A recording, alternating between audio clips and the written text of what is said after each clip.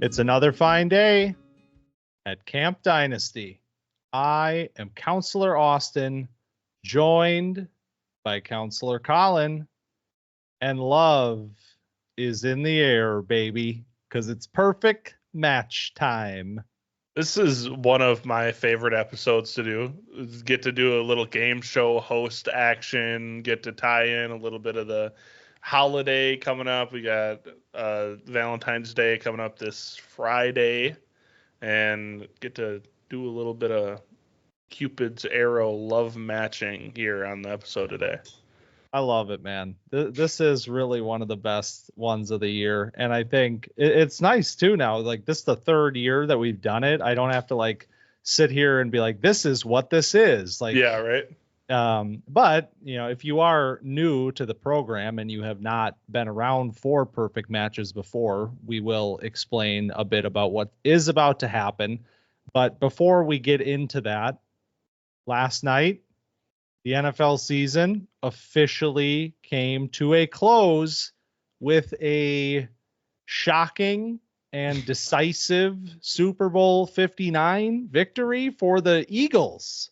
Yeah, it was a little disappointing. I mean, you always want the Super Bowl to be a close game. You always want to like have rooting interest up until the end. I think some of the more exciting Super Bowls have been that way. But it also is like a little bit satisfying, you know, to see the Chiefs, who had like been touted as like, oh, well, they can just turn it on. Like, when it comes to playoffs, they're just going to turn it on and roll everybody, and then they're going to get to the Super Bowl and get their three-peat. And it's a little bit nice to see them kind of on the other end of the blowout. We are there with the Chiefs. Like, yeah, they have become the big bad guys. The crowd in New Orleans, very pro Eagles from what I was seeing on social media. And yeah, crazy, absolutely insane game. The defensive performance by unreal. Vic Fangio's Eagles squad, which, I mean, is absolutely loaded with talent thanks to the NFL allowing Howie Roseman to just feast every April. But so it's a big moment, obviously, because now the NFL season is officially over. We talk about, you know, welcome to draft season, baby. And that's, you know, it all starts kind of at the Senior Bowl. But now there is nothing standing in the way in the NFL news cycle outside of just the NFL draft and the combine that's coming up in just a few weeks. So all eyes will turn now to the draft and what we do to celebrate that. And in, you know, coinciding with Valentine's Day, which is, you know, always the week that we do this show as well, is we start to look at our campers through a little bit of a different lens and start to look more toward the NFL draft itself. It's not just talking about these guys' strengths, weaknesses. When we've followed them for months and months, we know a lot about them at this point in time. Now let's start to think about where they fit in the NFL, and that is perfect matches. So what we're going to do today, for those of you who have not been here before, we will break out the Wheel of Love. It's always tucked away back in the cabin. Got to dust it off a little bit, but it feels good to break it out. Break out the Wheel of Love. We'll spin that bad boy. There's 12 names on it this year. We are upping it from 10 to 12. And each of our players will have 4 suitors, 4 NFL teams that are courting them. And you and I, Colin, have the, you know, privilege of playing matchmaker for these players and teams. We have each individually chosen a perfect match for all 12 players. And we will get a perfect match, a love connection, if you and I have decided on the same match for the players. And if not, we unfortunately will not have love for that specific camper today. But other things to note, only one perfect match per team, per position group. So we can't just say, you know, every wide receiver go to, you know, X team. That's not how love works. We got they leave together and then they come back for the next position group. Right. So it might get a little funky if a team needs a lot of positions, you know. It does get a little towards the end of the night. It does start to get a little bit like strange. They went home with 3 players. They got a running back, wide receiver, and a tight end. Like they needed it though.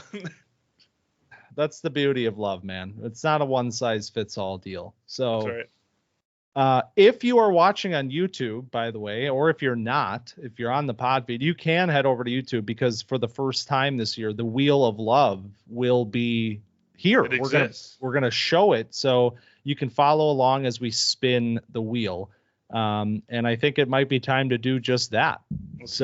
Let's do it. Let's bring up the Wheel of Love, and we will spin for the first time. Look at that. Look at that thing. It's got its own logo this year and everything. All right. First name, and it's a big one. Travis Hunter. Perfect. Incredible stuff. So I had the honor of putting together some suitors for Travis Hunter this year. And this is an interesting one in the sense that I think we understand, because suitors are chosen, by the way, with respect to where we kind of are thinking that these players are going to be drafted. Like, we're not just picking teams out of a hat. It's a combination of sort of perceived draft range, maybe a little bit higher than you're hearing, maybe a little bit lower than you're hearing. We're trying to kind of cover all of our bases. But with Travis Hunter, it's pretty easy that all of these teams are going to come at the very top of this draft. This is one of the best players, period, in the class, and there is a reason for that. It's because he is a two-way superstar.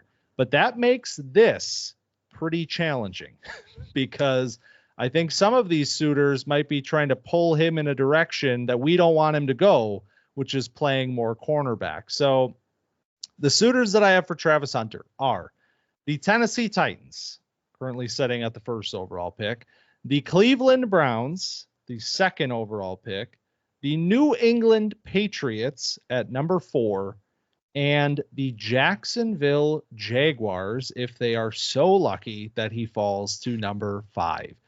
So this is not a mock draft. We're not predicting where he's going to go. So the Jags are very alive here, even if you don't think that he's going to fall to 5 on draft night. However, I chose a perfect match that I think will allow Travis Hunter to spread his wings as a wide receiver the most. And that team is the New England Patriots. We are pairing Travis Hunter with Drake May, giving the young quarterback a potentially elite wide receiver option. I think this is the spot amongst these 4 teams where you could see him playing more wide receiver than corner, even potentially. I think the other spots 1, 2, and 5, I think you're going to get Travis Hunter, the corner that's playing a little bit of wide receiver. This one leaves the door open considering how badly they need wide receiver help. So did we get a perfect match?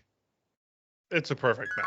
Yes. This one was, I wanted to match him up with Tennessee mostly because I think he could be the number 1 pick, and I think it'd be fun to think of him as the number 1 pick until proven otherwise. But the matchup with New England kind of just feels right. He's going to go there and be the number 1 target probably for Drake May, and then see how Vrabel uses him on defense too, to kind of sub in, maybe play some packages, or just gloves come off, do whatever you want, Travis, and that would be fun too. But I feel like he has the most freedom and the most offensive upside with his Patriots pick, which makes it a little bit more fun.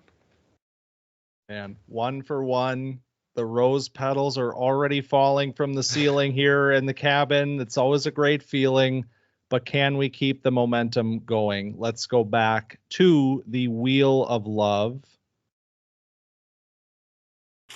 And let's see who our next player is. And we are going to... I thought we were going wide receiver again, but we have our first running back of the show. Last year, we had a really hard time matching up running backs. There were only 2 of them on the wheel last year, but we did not find a perfect match with any of our running backs. Kaleb Johnson is the first back that we will be matching up today, and I believe that is me as well. That is you as well. So Kaleb Johnson,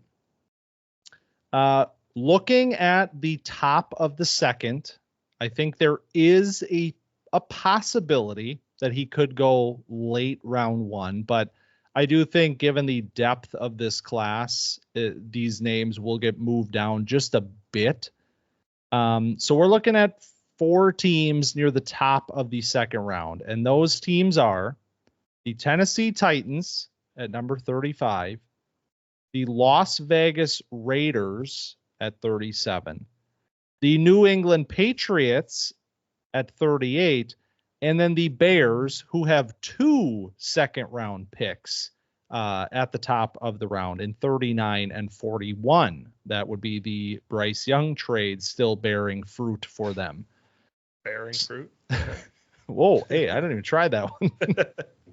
So I had a really hard time with this one. I mean, all of these seem like great matches. I think you could make arguments for any of these teams, and especially just because I think Kaleb Johnson is such a solid and versatile running back.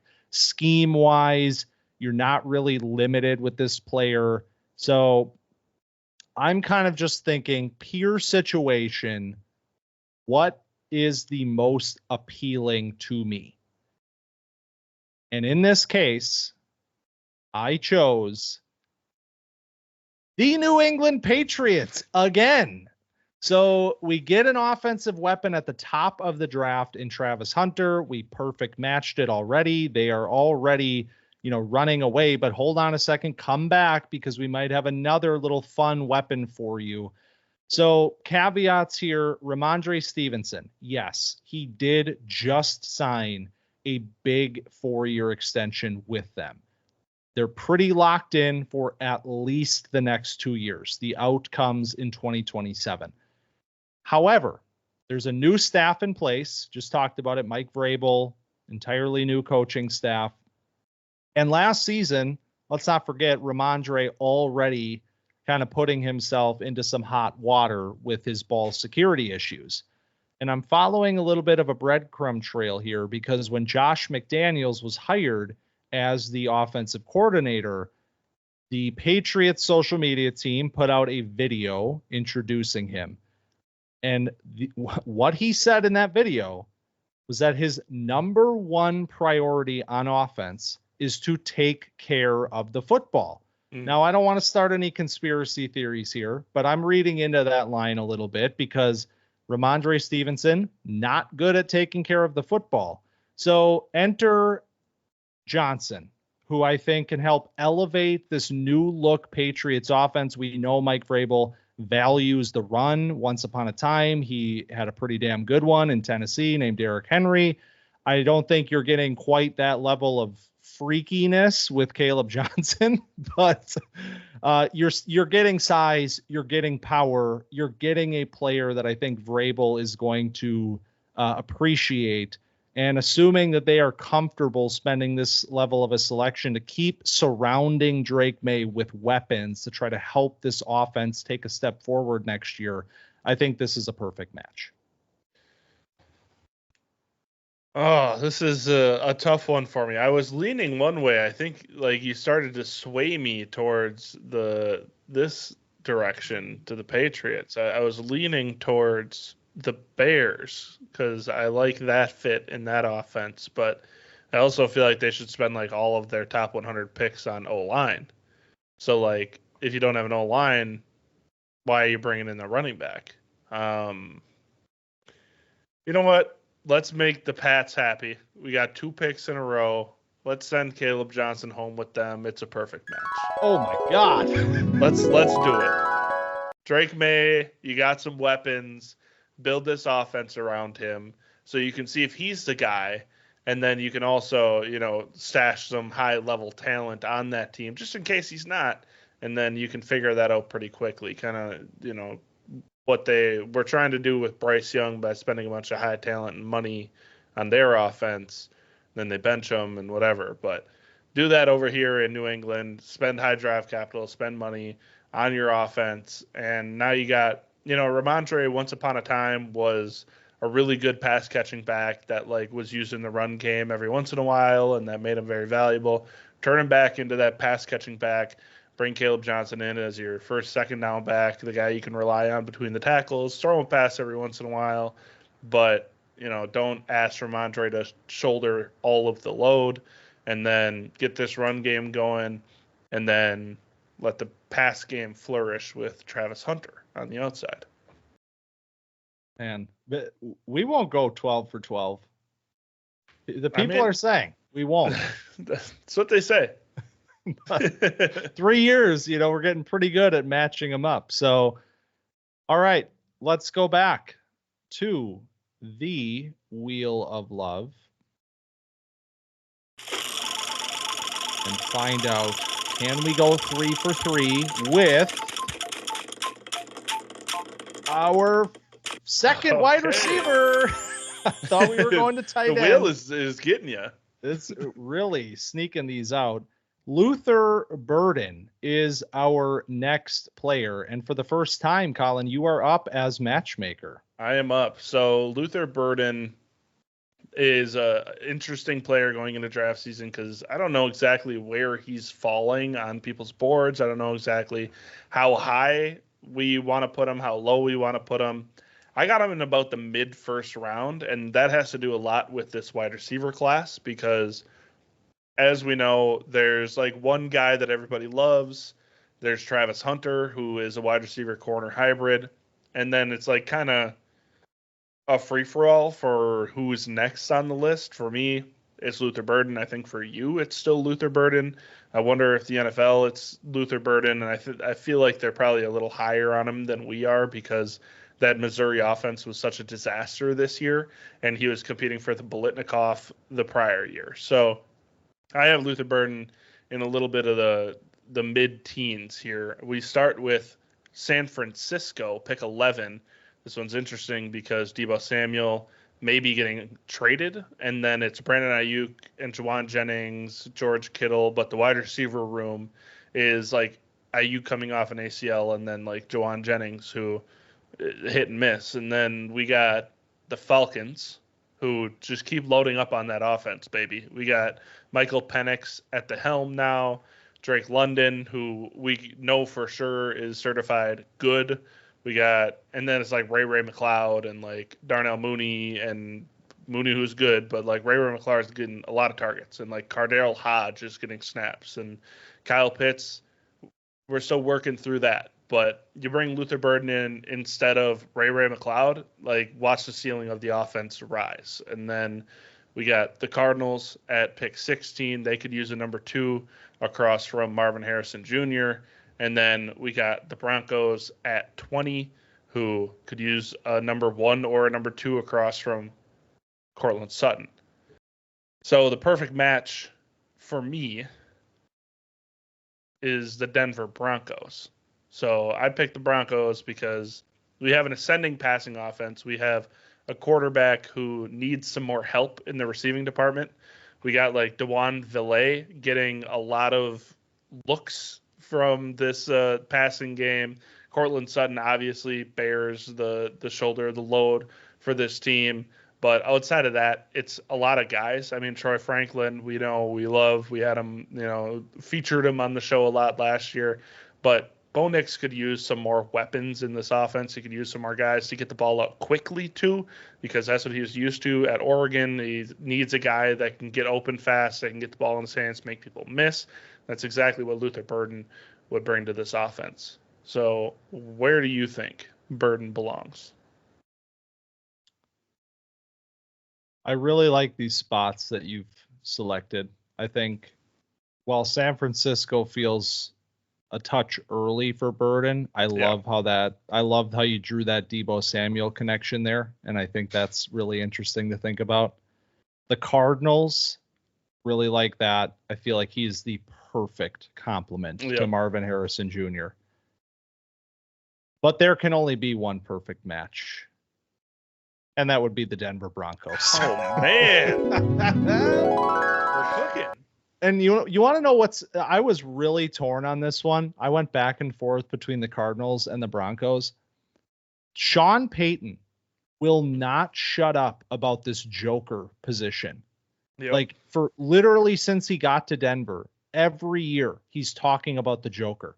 At one point it was Greg Dulcich that was going to be the Joker. And like, are you a little desperate, Sean? Like, well, this is that player. Like, this is the player. I think Tyler Warren is that player. I was going to say, I think like if there's a reality where New Orleans can move up in the draft and not New Orleans, Sean Payton. Yeah, sorry, buddy. Right. Denver moves up in this draft. They get Tyler Warren. I think that would be like a wet dream for Sean Payton. Yeah, and then that's the thing. At this point, it's certainly a move-up scenario if you want to get Warren. So as the board sits today, assuming that they will not do that, I think the best chance for them to get this Joker, this running receiving threat, basically an offensive weapon that they can just utilize, get the ball in his hands, like Alvin Kamara once upon a time in New Orleans, that sort of a player.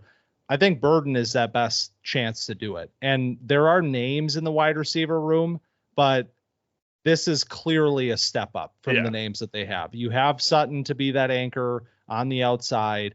Then you bring in Burden to be that guy, the more, I don't mean this as a slur, but like the more gimmicky guy where you can just get the ball into his hands and do some other things with him as well down the field. And then like guys like Marvin Mims can just keep doing what they're doing right now, which is like stretching the field, and Vele can just keep being that like fourth option, and suddenly you have a really nice passing attack with Bo Nix. So I love it. Perfect match.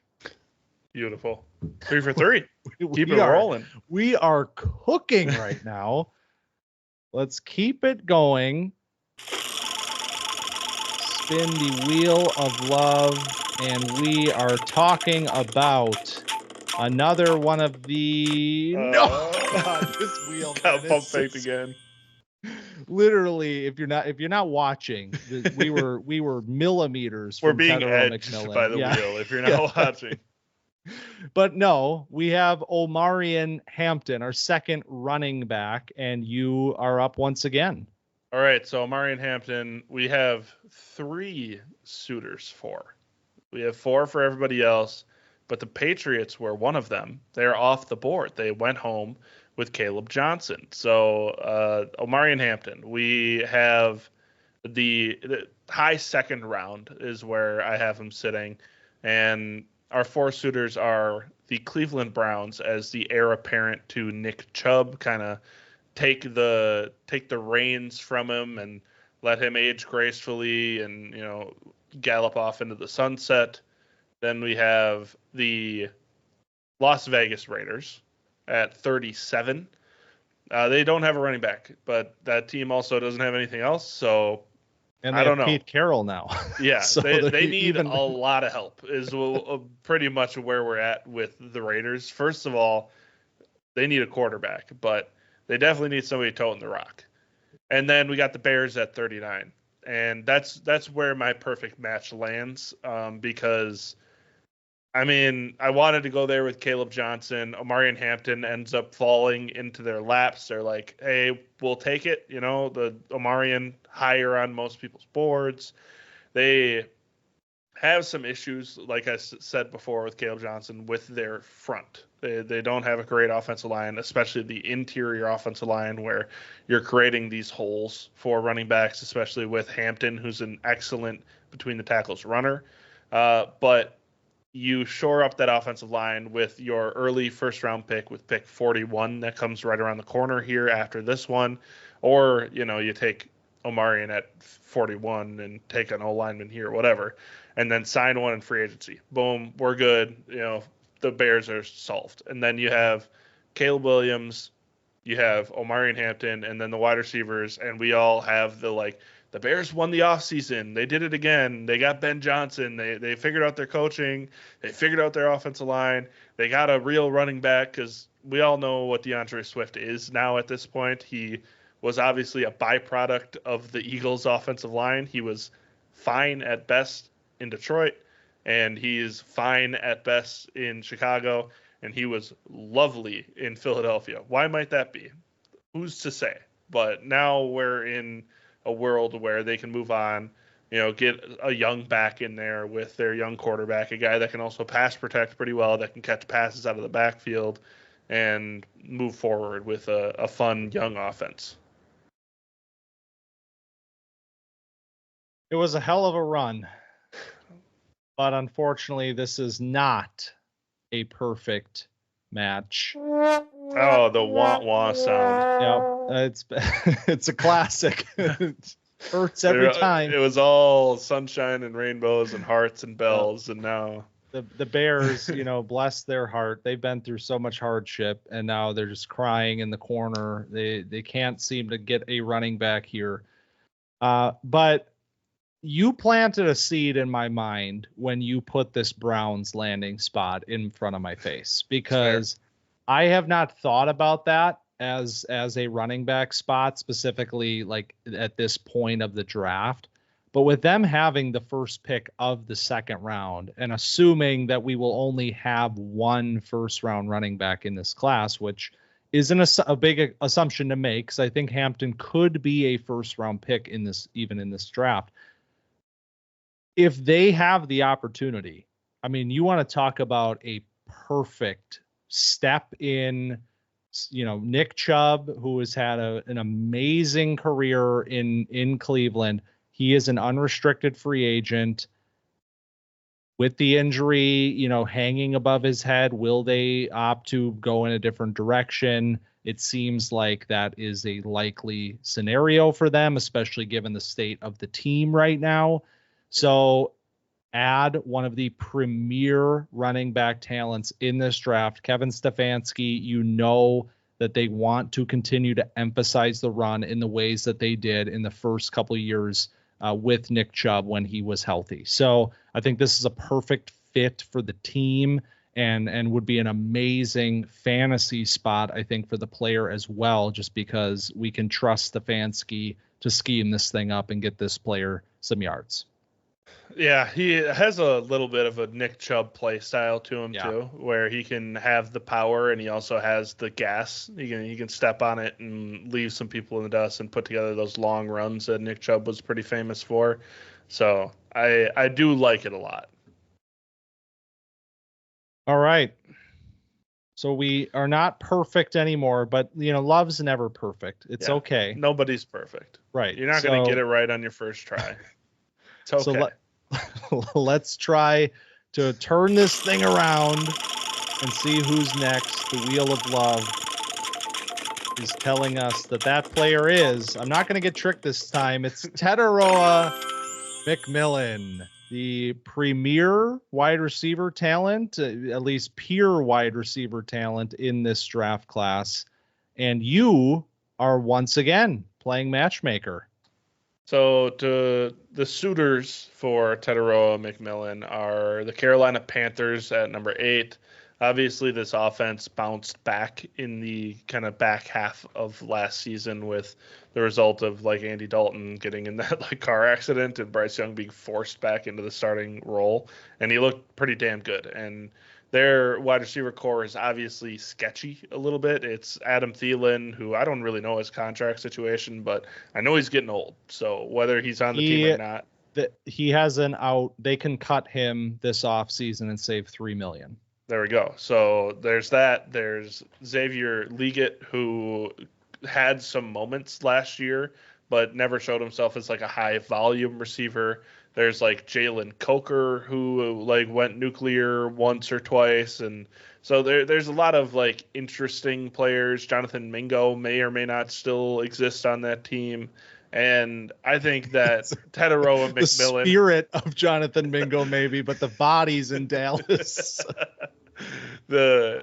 Well, Tetairoa McMillan brings body, mind, and soul to this wide receiver core because he brings stability to this offense. A guy that Bryce Young can just say, like, hey, man, if I'm in a tough situation, I can throw it to number 4 and give him a chance to make a play for me. So then we have the New Orleans Saints. Have them at the 9th pick. They also have a sketchy wide receiver room. It's like Chris Olave, Rashid Shaheed, and they both got hurt. Like, everybody got hurt on this team.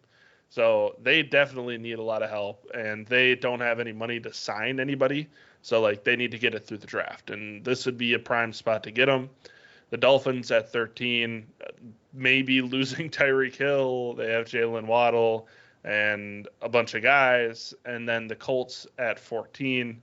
I pretty much already made my case for their perfect match, and that's the Carolina Panthers. I think they go and get a guy, a stud wide receiver, to pair with their quarterback, who they may have a little bit of a rekindled belief in because of their coach and because of, what may have happened while he was benched, a little bit of like a rejuvenation of this player. Bryce Young, we all saw as kind of like maybe a bust. I don't know.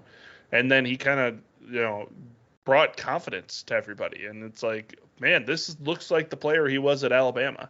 And so you bring in a guy like Tet McMillan, who we kind of lauded as this exceptional contested catch player with great hands, arrogant hands, good feet, a pretty solid route runner for his size. And he comes in 2024 and becomes like a really good yak player. And you bring that into this kind of offense to give Bryce a little more confidence on top of what he built on last year. I feel like you can build a cool offense, a fun offense to watch, rather than him throwing to like the corpse of Adam Thielen and like Xavier Leggett the 3 times he's open in a game.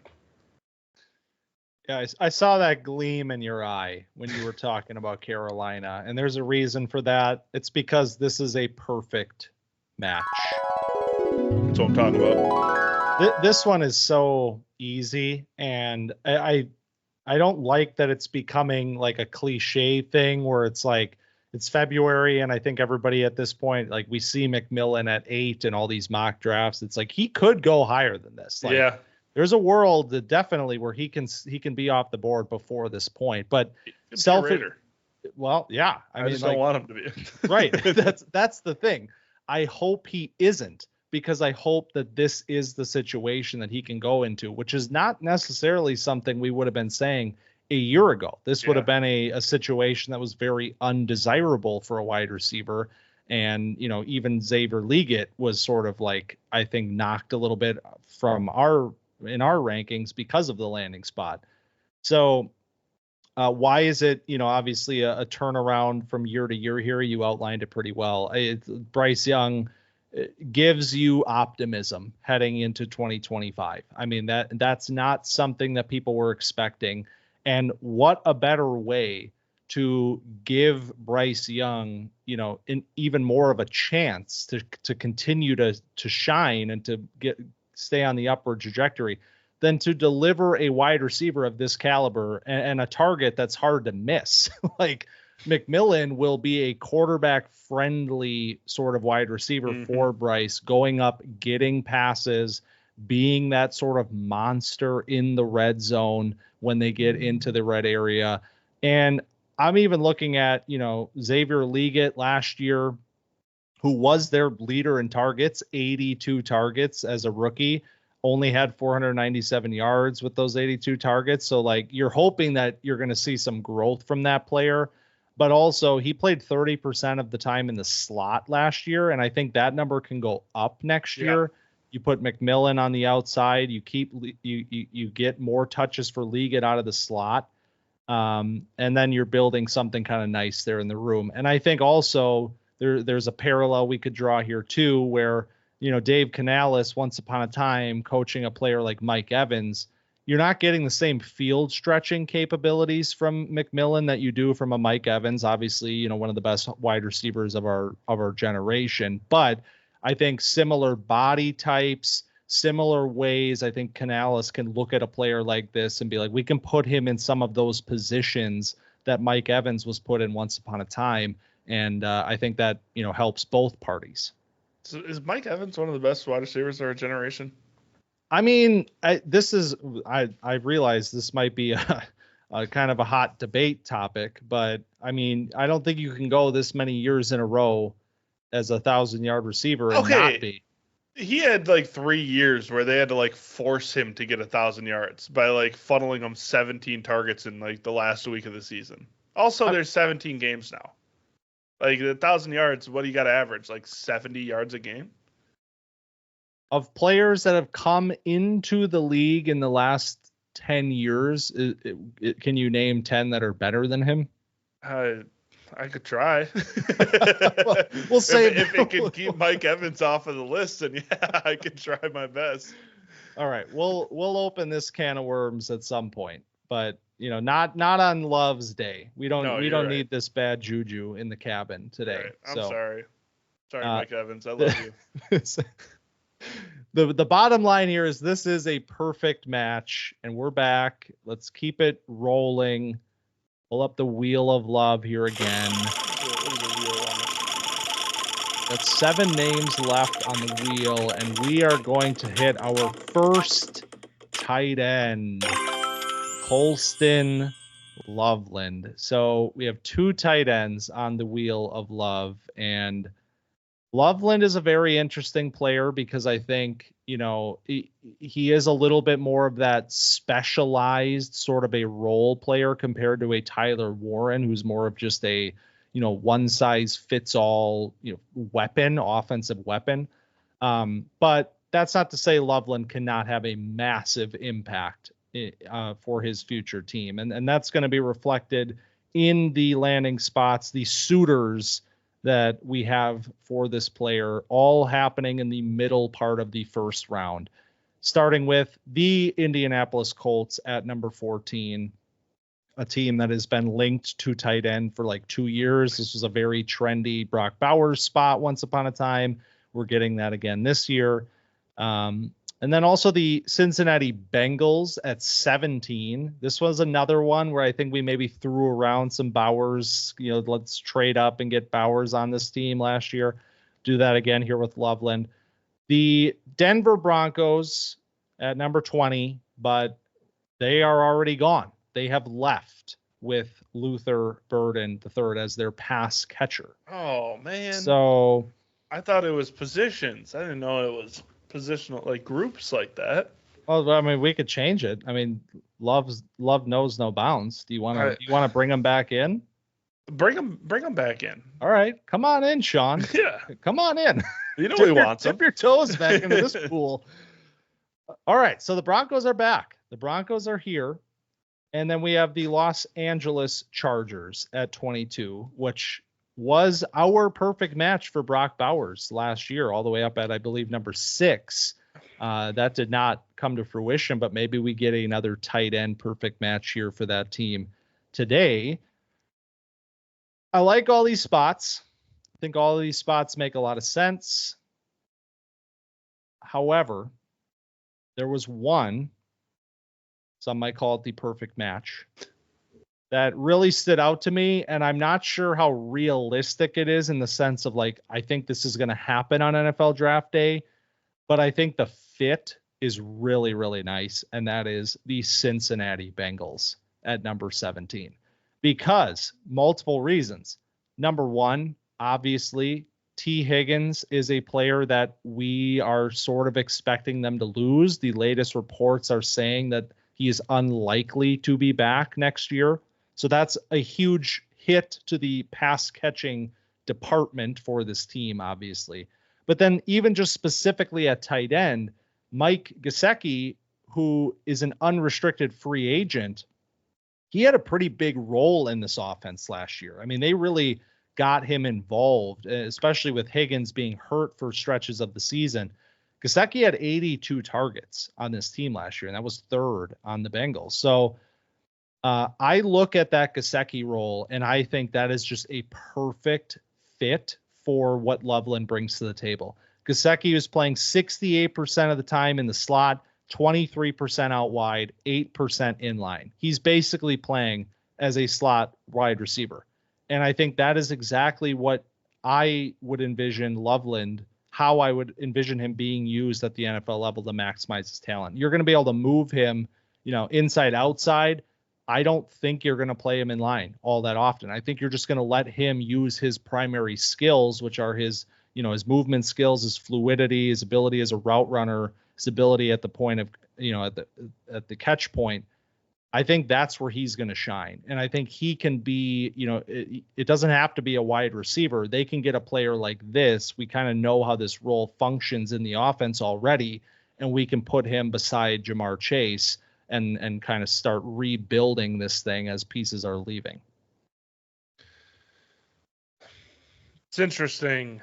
I have an idea in my head, and it's like, the Mike Gesicki, Colston Loveland thing makes a lot of sense, especially because, like, you look at what Mike Gesicki did in the weeks that T. Higgins didn't play last year, and it's like really good numbers. And I think everybody kind of remembers spot starting Mike Gesicki maybe once or twice off waivers and being like pretty impressed because he had 86 yards that 1 week, 100 yards, and if Colston Loveland comes in as like full-time replacement for T. Higgins, I mean, that could be huge for a fantasy team.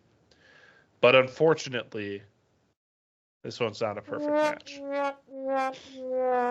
Sorry, Colston. Sorry, Cincinnati.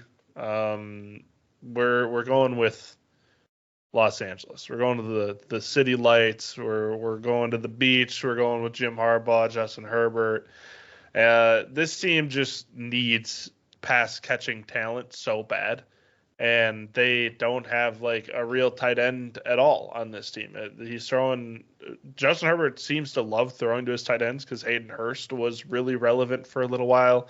Will Dissly had some moments in that offense, and it's like, if you get a live tight end that has good movement skills and all the things that Colston Loveland can do that you just outlined into this LA offense alongside Ladd McConkey, alongside probably somebody else that they acquired, maybe even T. Higgins, who knows? And then, throw in Josh Palmer as like a fourth option. That makes this offense a whole lot more interesting. So I'm going to send him to LA, send him to the city. Little love connection over there. Jim Harbaugh knows a thing or two about this player, so yeah, he does. I like that. I like that spot a lot. I think if the tight ends fall a little bit more than what we're expecting, I think I like that spot a lot. I hope that they find a connection there if Cincinnati doesn't. All right, so we're doing pretty well, but we got to get back on the right track here. I want to pop some more champagne. So we're going to spin the wheel of love. And did we get the white whale? There it is. Everybody showed up to our mixer for this player. And that would be Ashton Jeanty, the running back, the premier talent of this draft class from a fantasy perspective. And what I think is the best offensive player, offensive weapon, skill player at least, in this draft class. You can say offensive player. Yeah, that's right. I wanted to make sure I wasn't like saying something that I was going to come to regret. We don't have like a premier tackle or quarterback that would be above him. So yeah, this is the best offensive player in the draft as far as I'm convinced. And so with that comes a little bit of, there's always going to be a little bit of debate with running backs in the NFL draft, but I think what we saw a couple years ago should not be ignored. Like, NFL teams are still comfortable taking these guys very highly when the talent warrants it. So we are going to put that sort of respect on Ashton Jeanty's name, especially in a draft class like this that is a little bit weaker in terms of top end talent in general. So it's the big guns. It's the ones that are bringing, the most to the table here, the highest draft capital. And we have 4 suitors, starting with the Las Vegas Raiders, Pete Carroll's Las Vegas Raiders. We know Pete loves drafting running backs. He broke our heart once upon a time drafting Zach Charbonnet. Next up, very next pick. How about the New York Jets?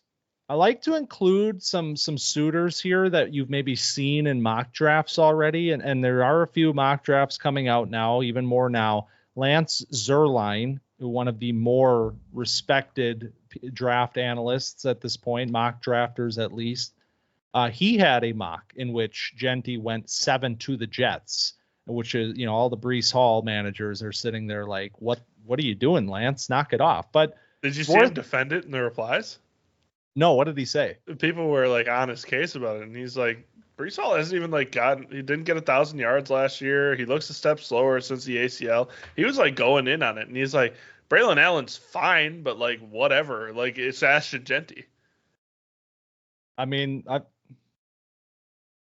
what's he wrong about? What's he wrong about? Hey, what he said? Listen, as a Breece Hall manager and a former Breece Hall manager, it was a little disappointing last year. I'll say that, but it should bounce back. No more Aaron Rodgers. The bad juju's gone. That's what we said when Aaron Rodgers came there. Right. We were like, yeah, exactly. Zach Wilson's gone. The bad juju's gone. The Jets just cursed eternally. But can Ashton Jeanty fix that? We'll find out in a second. Next up, number 10 overall, the Chicago Bears. I think we kind of understand their running back need. We've already talked about a couple of running backs for them already. And then everybody's favorite mock draft landing spot for Ashton Jeanty, the Dallas Cowboys. It feels written in the stars that the Dallas Cowboys will walk away with Ashton Jeanty because obviously they desperately need a running back. This feels like a good spot for a running back to go. But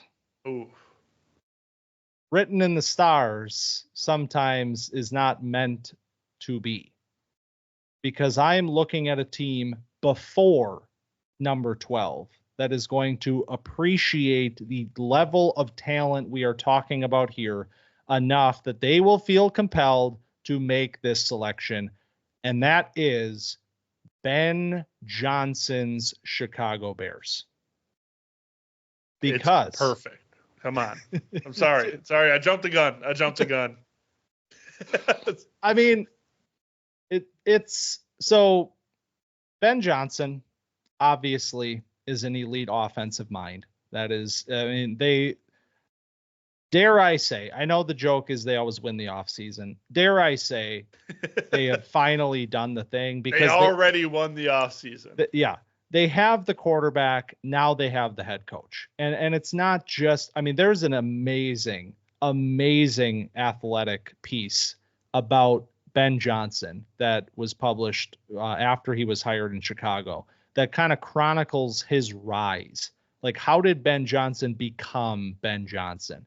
It is phenomenal. And if you're a Bears fan, go read it and you will want to run through a wall, because this guy feels like, there's no way they missed here with this one. So he knows a thing or two about drafting a running back this high in the draft. A couple years ago, they did it themselves with Jahmyr Gibbs at number 12. And so this is not, uncharted territory for Ben Johnson. And then we saw what Ben Johnson's offense with Jahmyr Gibbs in it was capable of doing. So I think, this need to upgrade the running back room, which we've already ran through. You said it, DeAndre Swift not cutting it at all. He did sign the deal last offseason, but he can be cut next year. So they have the 1 year here where they're going to have Swift in town, which whatever, that's fine. Have a couple of running backs. The skills, the theoretical skills overlap a bit here. Like, this would not be your Montgomery and Gibbs sort of deal here with these two guys. You're just going to run Jeanty, but that's okay. So I think when you talk about just team fit, the new head coach surrounding Caleb Williams with offensive weapons, with premier offensive weapons. You get Rome Odunze last year in the draft. You come back, you get your running back in Jeanty. We already have DJ Moore in town. Ben Johnson has made a very clear point of saying we are building this offense around Kaleb Johnson. This is the guy. Around Kaleb Johnson? Or Caleb Williams, sorry, 2025 brain. We're building this thing around Caleb Williams, and Jeanty is certainly a part of that because we're going to need to establish the run. We're going to get Jeanty involved in the pass game as well.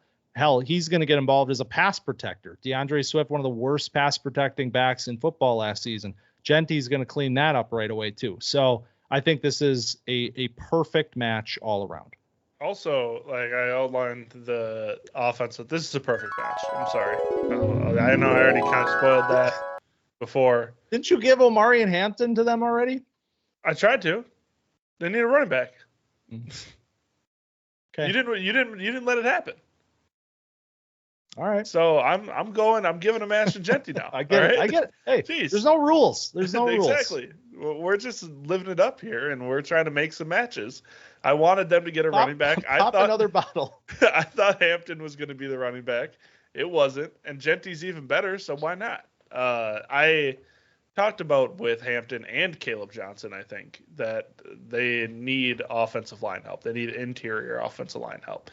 And while it would be great for them to draft like Will Campbell here and, draft running back later, if they draft Jeanty here and they double up on O-line in the second round, they go after him in free agency, that's great. But also, like, Jeanty didn't have the best O-line at Boise State at times and was fine. Like, averaged, 7 yards a carry. So, while I do care about the offensive line, I want to see this happen. I want to see, this young offense get built up, and for Ashton Jeanty to be Montgomery and Gibbs in the Ben Johnson offense. So I'm just going to make it the perfect match. This is nice. I love it. Let's keep the love flowing here. That's what it's all about on perfect matches. The prize of the session walks away. God, the Chicago Bears, man. Hell of a couple of years here. We got Caleb Williams. We got Ben Johnson. Now we got Ashton Jeanty. My God, this team is scary. So let's go back to the Wheel of Love and see if we can keep the momentum going. We are going to another one of the premier offensive talents in this draft, period. That is the tight end, Tyler Warren. Mention this, but Jeanty is my highest graded offensive player in this class. Tyler Warren would be number 2. So when you saw him at number 7 in DJ's latest mock and your jaw dropped a little bit, I loved that because that's where we should be talking about this player. But that's where we're going to start. That's where we're going to start. Perfect match style. Take it away. Because we're starting with the Panthers at number 8 because we're going positional. We're not going pass catchers. They already went home with Tetairoa McMillan at number 8. If you're confused, that's okay. Not my problem. Then we got the Saints at number 9. Obviously, they need pass catching help. I outlined that when I talked about McMillan. The Dolphins at 13. Jonnu Smith had a little bit of a breakout. But we're going to need pass catchers, and Mike McDaniel, we can go into a little bit of a 12 or 21 personnel. 12 personnel? Yeah, 12 personnel. We don't need 2 running backs. I'm sorry. 12 personnel, and get Jonnu and Tyler Warren on the field at the same time. Get that running game really going. Get the trenches activated. Get Tua going off of play action a little bit. And then the tight end hotspot that you mentioned before, the Indianapolis Colts at 14. I don't know if Tyler Warren falls this far, in real life, but to come into an offense to help Anthony Richardson out a little bit, to help Jonathan Taylor out a little bit, to help this receiving room out a little bit would be very nice for this team. And the perfect match for me is... Wow, I'm stuck between 2 of them. I'm sun locked right now. I'm second guessing myself. I want to just give them to the Panthers because but I feel like we kind of already covered it, But Now let's go to the New Orleans Saints. So Tyler Warren would fit nicely into that offense. I kind of mentioned before that they need to build this receiving room through the draft because Shaheed and Olave obviously are a decent start. Olave's good. He's just like kind of got the same thing that Tua's going on where he's getting a lot of concussions and like we should worry about his long-term health. We got Shaheed who tore his ACL, I believe. And then so he's going to be working his way from that. And he's a speed receiver. So there's questions around that.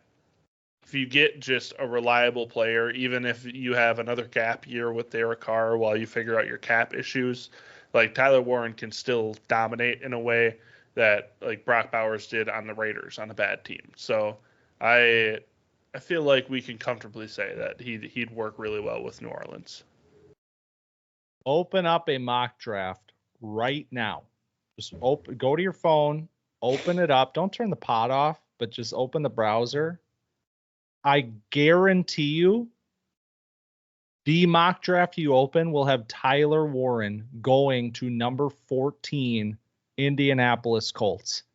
And what this podcast is telling you today is he's not getting there because the perfect match is number 9 New Orleans Saints.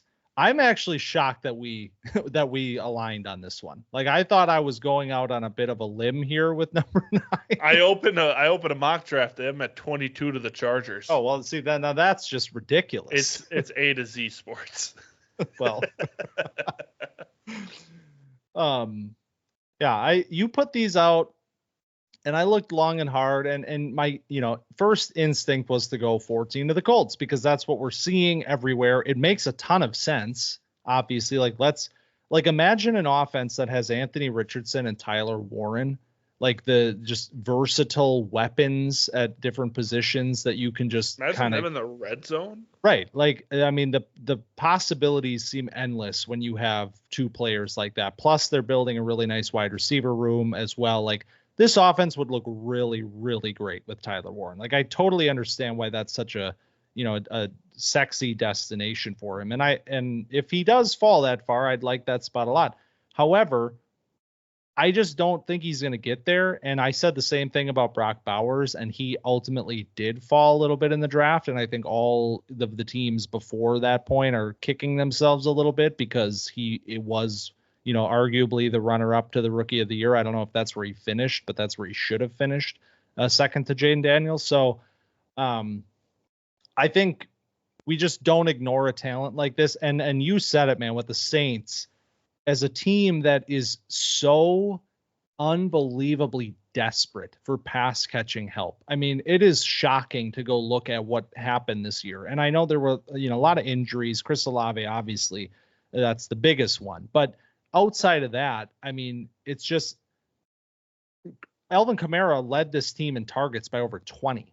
Yep. Like Kamara had 20 or 87 targets, I believe. Second was Juwan Johnson, the tight end, with 64, and he's an unrestricted free agent. So, obviously you hope Chris Olave can come back, have a fully healthy season, and that'll be, the number one is kind of back in business there. But I just love adding a premier talent like Warren to this offense where Johnson's going to be gone. We know they were using the tight end quite a bit last year in the offense. Now, Kellen Moore, reportedly will be coming over as the head coach, creative offensive mind, just won a Super Bowl. Like, I really think this is the sort of player that you add a Lamborghini to a roster that desperately needs that sort of, style and pizzazz. So I love this fit. Put the Lamborghini in the garage of the beat up house. Thing and, just hope it gets better from there. But yeah. All right. We're back on the right track. Tyler Warren has found a home. Kellen Moore, shiny new piece right away. Love to see that. Going back to the wheel of love, we have 4 names left, 2 running backs and 2 wide receivers, and we are heading back to running backs here with one of the Ohio State backs. We got both of them left. TreVeyon Henderson is the first one up. And this is, we haven't talked since our running back episode. There was a whole college football playoff. TreVeyon captured a lot of momentum. A lot of people kind of saw the big plays that he was putting up and said, man, this is TreVeyon, huh? He's back, like fully back. And you're damn right he is. But the question will be, where will he go in this draft? Because I think we have our, the premier talent in Jeanty. We're talking about Hampton and Kaleb Johnson as, potentially late round one guys, but we have them kind of slotted in the top of the second right now. Will we see some of these backs start to fall? And that's the question right now. So I didn't even put picks to this one because I think you could say second or third round for Henderson. I think there is a world where really, really talented backs like this fall to the third round just based on the volume of running backs that are available. So the teams that we have, the suitors we have for Henderson, the Denver Broncos, the Los Angeles Chargers, the Pittsburgh Steelers, I believe are making their first appearance here at the mixer. Welcome, Mike Tomlin. And the Kansas City Chiefs, fresh off of their Super Bowl loss, looking to find love here at Perfect Matches. So I really like all these spots for Henderson. I think explosive back, that's something that, every one of these team needs. Like we just can upgrade these running back rooms to get a little bit more firepower here. So I had a really hard time with this one. But the perfect match that I chose is the Pittsburgh Steelers. Mike Tomlin. So Najee Harris, a first-round pick once upon a time, never really panned out, had some fine years there. He is an unrestricted free agent. And I think it's maybe, writings on the wall, time to move on. Like, I think a player like Henderson can just give them something that they have been missing. And I think you got glimpses of that with Jaylen Warren. And that's why Jaylen Warren was so, exciting in this offense, because you had, Najee Harris running between the tackles, kind of being that more, thumper of a running back. Jaylen Warren was like the spark plug, like get him outside, get him kind of in space, let him make big plays. And I think TreVeyon Henderson can just be that player for you and be an upgrade over a player like Jaylen Warren. So I love the dimension that Henderson can bring to the Steelers offense, which it feels like needs a little bit of life right now. Like, I feel like this Mike Tomlin thing, it's just like, we're fine. We're always in the conversation, but like, we just don't have any, fireworks anymore. It's kind of gotten a little stale. I think this is the sort of player that can change that. The Steelers is definitely one of those where it's kind of under the radar how their team is going to change in the offseason. I feel like they're going to undergo a lot of change. They're probably not going to bring Russell Wilson back. They're going to maybe hand the keys to Justin Fields, but who really knows? Maybe Aaron Rodgers is the quarterback of this team next year because he's not going to stay with the Jets, apparently. You got like a weird wide receiver situation with George Pickens, a bunch of like washed up guys, and like Calvin Austin, and then Najee Harris is probably out the door, and it's just like Jaylen Warren. So that makes a lot of sense, but unfortunately it's not a perfect match. So I just watched a real NFL, a good NFL football team last night rush for 49 yards. And 24 of them were from their running backs, 25 were from their quarterback. That team was awful, and it seemed like none of the running backs had any juice. Obviously, Pacheco coming back from the injury and has not looked serviceable. They don't trust him with the workload anymore. The corpse of Kareem Hunt has been somehow like getting pumped with the elixir of youth for the last like 9 weeks. And then Samaj P. Ryan, yeah, that's all I have to say about that. TreVeyon Henderson would be a joy to have on this team. He'd be a lot of fun to take a little bit of the responsibility off of Patrick Mahomes' shoulder to have to make magic or throw check downs to the variety of players that they have, and throw RPOs over and over and over again to just get this offense down the field. If they could rely on a guy like TreVeyon Henderson down to town, they wouldn't have to rely so much on that short passing game, and they wouldn't have to rely on pass blocking guys like Josh Sweat and Jalen Carter, 70 times a game, and be able to hand the ball off and get that offensive line moving forward every once in a while. So my perfect match for TreVeyon is Kansas City. I get it, because you remember when I said he was just more explosive Isaiah Pacheco? That's right. Why didn't I think of that? Of course it's the perfect match. All right. 3 names left. We're doing pretty well. Love is generally in the air. Generally, on average, love is in the air.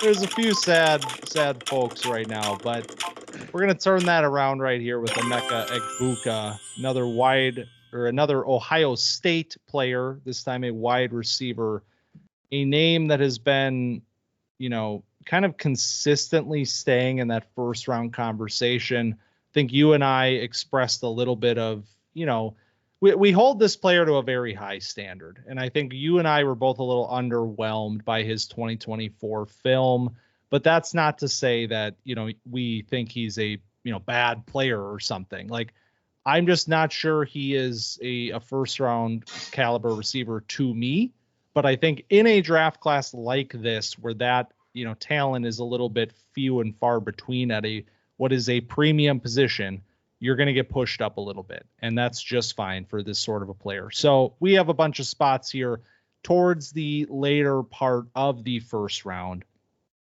starting with the team that was just spurned for love, this time at pick 21, the Pittsburgh Steelers, a team that, a lot of needs here, running back, also wide receiver. We know that. So Egbuka would certainly fill the spot next to George Pickens. How about the LA Chargers again? I feel like they have been consistently joining the conversation here. Colston Loveland, there was a little bit of a passing glance, but I'm not sure we found the perfect connection. Can we find it here with Egbuka? The Houston Texans making their debut here at the Mixer. And another debut, the LA Rams, with the news of Cooper Kupp being shopped. Nothing new to report there, but we are fully expecting that player will not be on this team next season. So with that said, one of these stood out to me pretty clearly. And it's part I think it can happen, and part I really want it to happen, which is the Houston Texans. Because I don't think 1 year ago we would have been saying, man, wide receiver is a desperate need for this team. But that's where we are today, because Stephon Diggs tore his ACL and is a free agent regardless now at the end of this year. Tank Dell comes back from a significant injury and suffers another significant injury, expected to miss the entirety of the 2025 season. And honestly, there would be some concern about what it looks like beyond that point as well. So we are stuck with Nico Collins and not much else. And you saw that reflected down the stretch for them in the playoffs with players like Xavier Hutchinson and John Mechie getting, a ton of work for this team. Good depth pieces, not guys that we should be, having as our second option. So I think Egbuka can definitely be that player. And I think that's perfect for him to work, with Nico Collins, a premier alpha wide receiver, take a little bit of the burden off of Egbuka to not have to be the guy, which I think is how he will function the best as that number 2. We've talked about it, and that's not derogatory. He's going to play in the slot. Stephon Diggs was their primary slot receiver before he was hurt last year, 52% of the time in the slot. Slots right into that role, pun intended.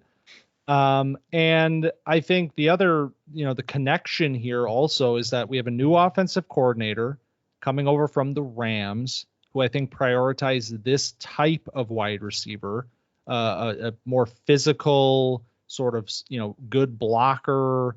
That sort of guy is going to be valued in this scheme. And also, we have an existing relationship with CJ Stroud. So I think you have a lot of things working towards this becoming a reality, and I think it's a perfect match.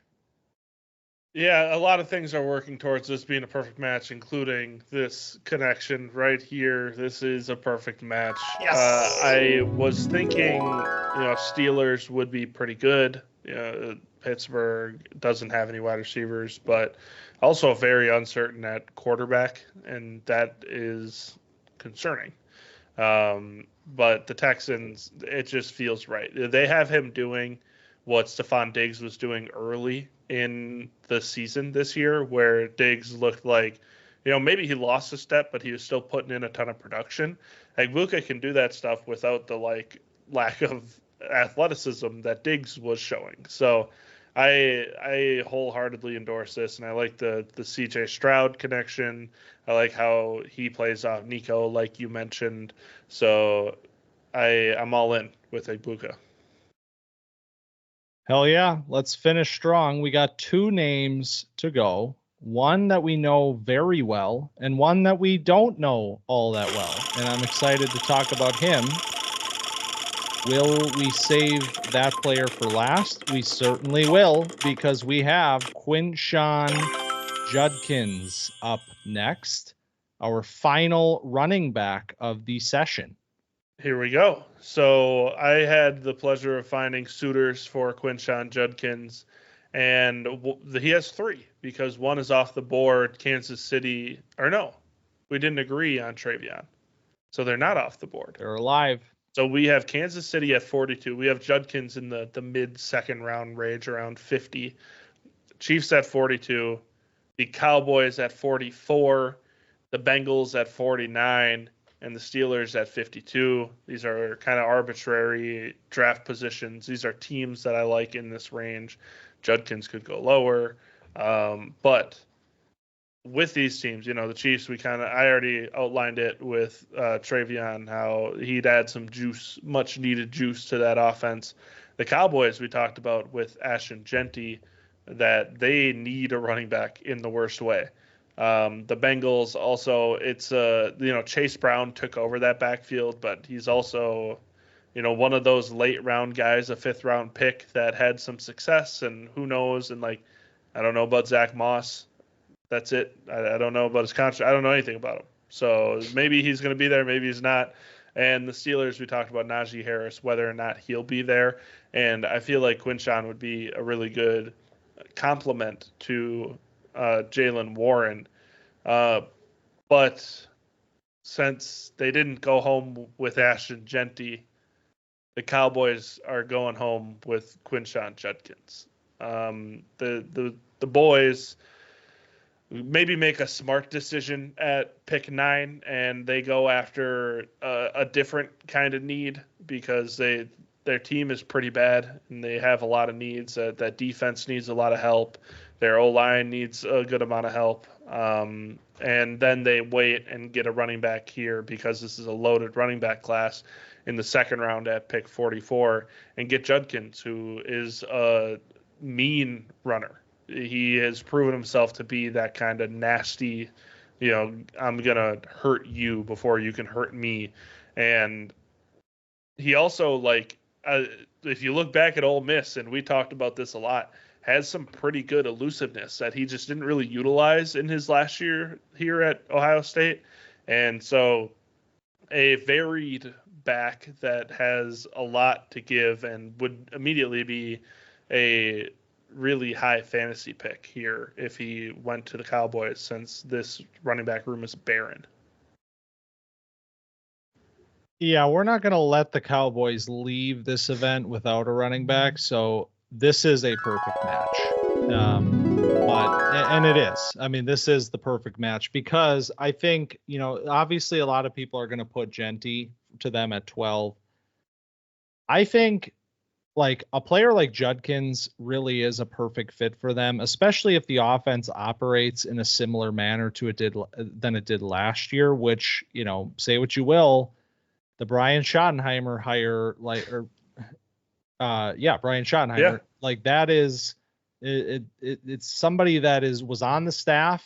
Like Mike McCarthy was the play caller. I'm not sure how much the offense will change, but they ran a ton of zone with Rico Dowdle. It was one of the most significant splits in the entire league in terms of zone to gap scheme. And we have talked at length about how Quinshon Judkins is built for zone scheme running.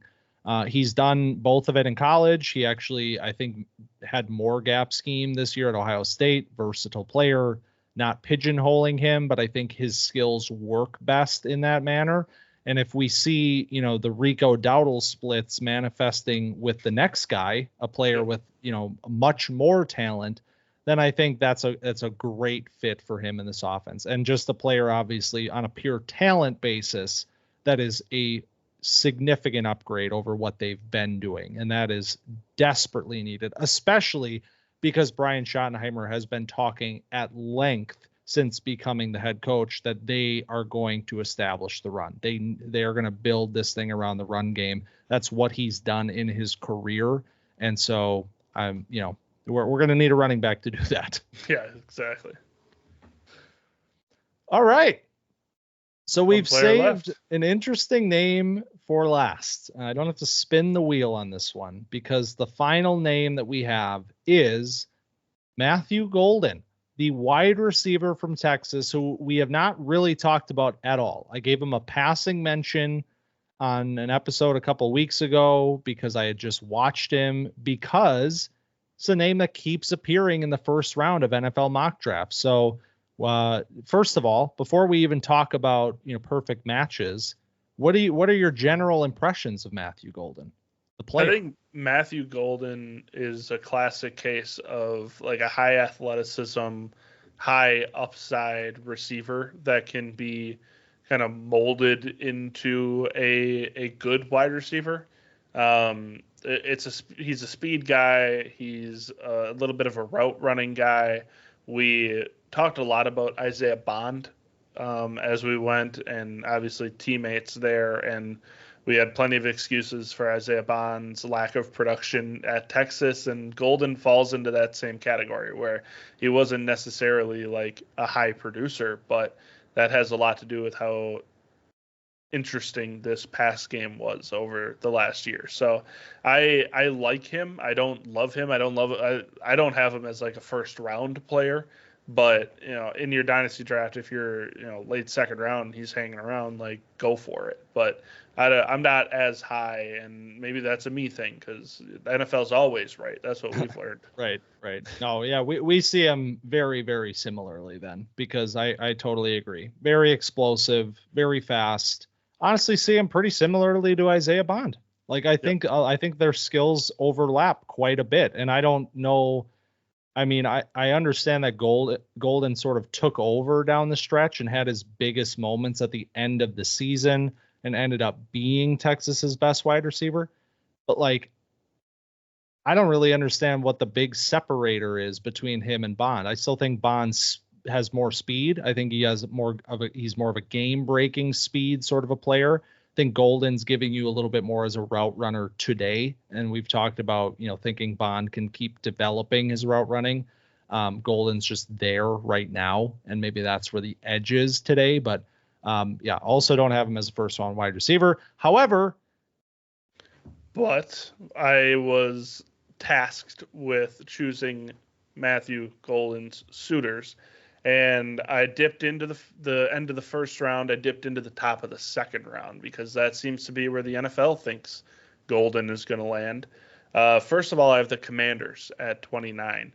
And this one was the most interesting for me because they obviously have Terry McLaurin, who kind of like fits the same vibe as Matthew Golden. He's a little bit of a downfield receiver, a good route runner. McLaurin obviously can run like every route in the book and is a lot better than Golden, but similar archetype of a player. The Bills at 30. We've been mocking wide receiver to the Bills for years. They finally took Keon Coleman last year. Golden kind of fits really well into their offense because you have Keon Coleman, who's your like boundary threat, jump ball guy. That's how they see him. You have Shakir, who's your underneath rack guy, and then you have Golden, who can stretch the field and use all of Josh Allen's arm talent. You have the Titans at 35, who took Travis Hunter, so they're off the board here. Patriots took Hunter. No, you're right. I wanted the Titans to take him, but because they're the number one pick, I expect the Titans to take him. Never mind. I'm sorry, that was a while ago. Yes. The Titans took him. The Titans didn't take him. The Patriots took him, who are next on this list at 38, so they're off the board. Yeah. But the Titans obviously have a wide receiver need.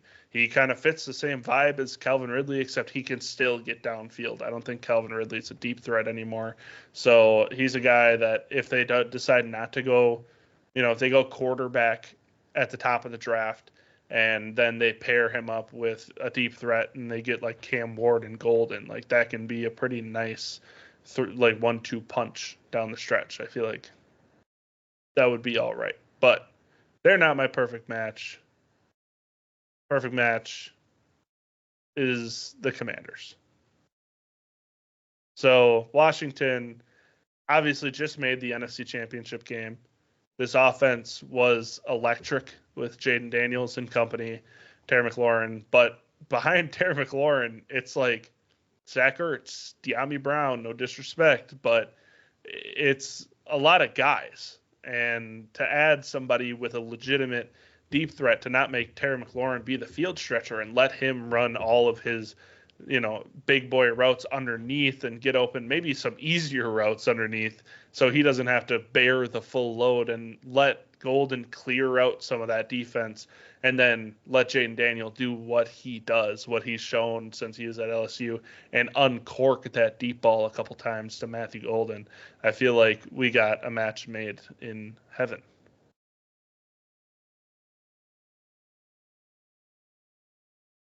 Well,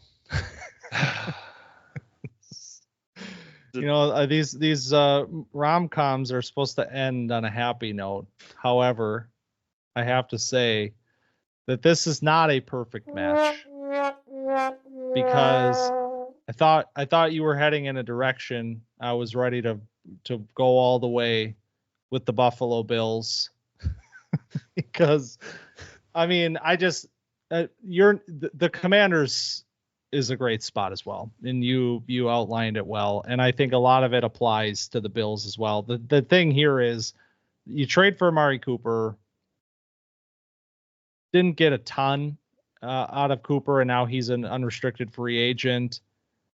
Mac Hollins, who had a way bigger role than anybody would have thought this year for them, he's also a free agent. Not sure if they'll opt to bring him back on a smaller deal, but regardless, they need wide receiver help. And Keon Coleman is a player that we love and are rooting for, and there were flashes this year, and that's kind of all we expected to see anyway. So there's no panic button here.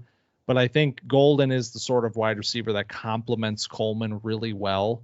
And, Khalil Shakir as well. I think you have your crew there with Coleman being, they played him on the outside and he didn't do super well, but he also didn't fall flat on his face either. So I think there's enough there where you can kind of go, Coleman and Golden outside with Shakir in the slot. And Golden's just giving you that outside separator that you just need right now to help Josh Allen out. MVP Josh Allen. let's get him some help. But I forgot that he won MVP. Yeah. Oh man. we don't have to open that one either. But I don't know. Dan Orlovsky could join the pod next week and talk about it if he wants. But yeah, I like Dan. He can get out of here. He has his moments. But yeah. So all right. Well, that's 12 names, and although we aren't ending on a perfect match, I think overall the matches were good. We have more perfect matches than not. I see a lot of smiling faces around the room.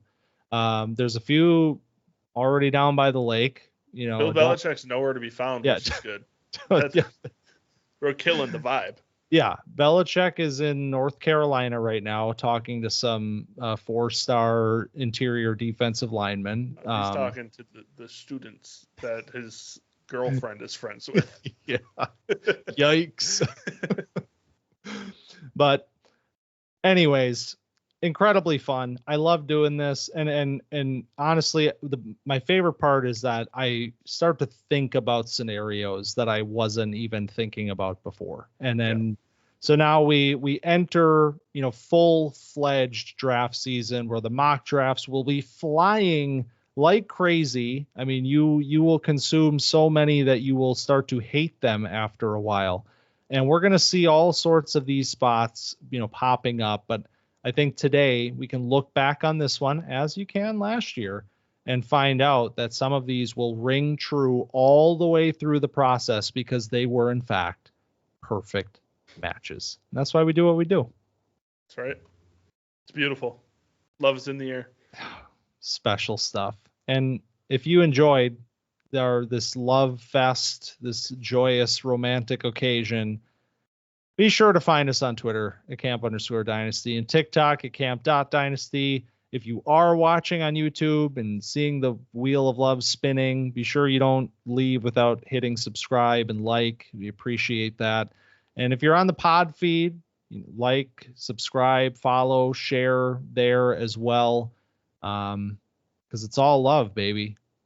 Yeah, I want to say shout out and apologies to Montoya on Temptation Island. He's been going through it. If you're active on Twitter, you know what I'm talking about.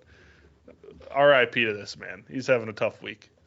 We got to bring him to the Perfect Matches cabin next year. Yeah, he needs some help because his girl is doing him dirty every single week on this show, and I feel bad. So I'm sorry, Montoya. It's going to be okay. Get off Temptation Island, brother. Like, go get on Tinder or something. Like, this is not working out.